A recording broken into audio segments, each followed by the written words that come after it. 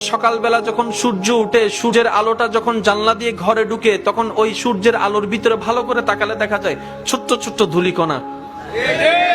দেখছেন? ছায়াতে গেলে সেই দুল দেখা যায় না।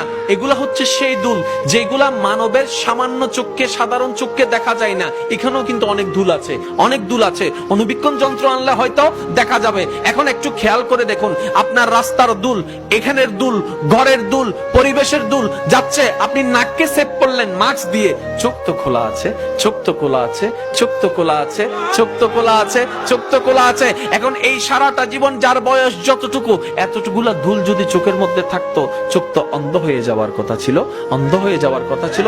ওই অন্ধ তো হয় নাই, অন্ধ তো হয় নাই। আল্লাহ পাক বলে, বান্দা তুই তো আমার কুদরতকে বোঝার চেষ্টা করস নাই, কখনো কখনো আমার যত্নকে বোঝার চেষ্টা করস নাই, কখনো আমার ভালোবাসাকে বোঝার চেষ্টা করস নাই।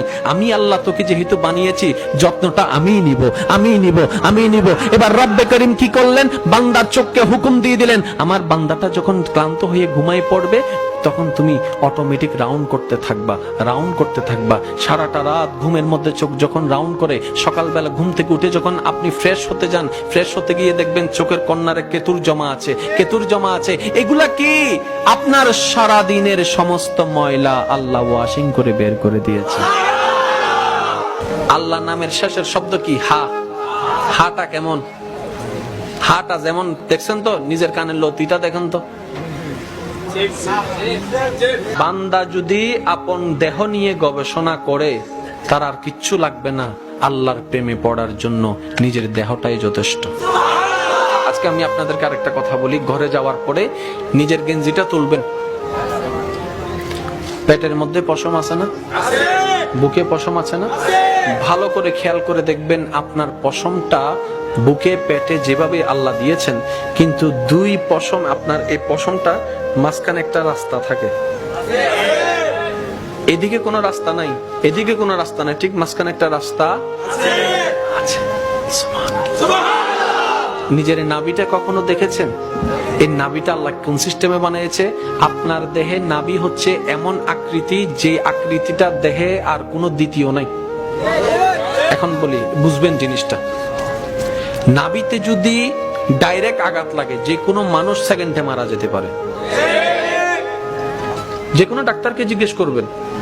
এখন বেডশিটের ভিতরে আপনি কোন একটা জিনিস নিচ্ছেন, ঘরের গোছাচ্ছেন আর কি, নেওয়ার পরে বেডশিটে রাখলেন, রাখার পরে কি মারা লাগবে?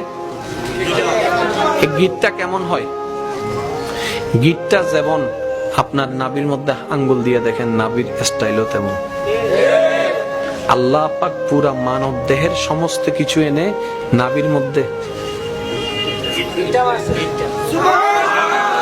হাতের উপরের অংশটা দেখেন, চামড়া একরকম, এটা আর একরকম। যে কোনো স্কিন ডাক্তারের কাছে যাই জিজ্ঞেস করবেন, স্যার এতটুক জানি, আমার আল্লাহর প্রতিটি সৃষ্টিতে রহস্য এবং কারণে ভরপুর। স্যার আপনাদের বিজ্ঞানের ভাষায়, ডাক্তারের ভাষায়, স্কিনের উপরের চামড়াটা একরকম, এই নিচের চামড়াটা একরকম, দুইটা দুই রকম হওয়ার কারণটা কি? ব্যাখ্যাটা শুনে দেখবেন।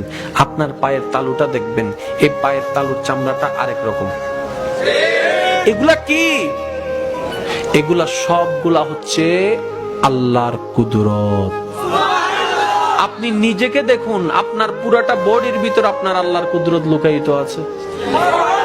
আর একটু জোরে বলেন।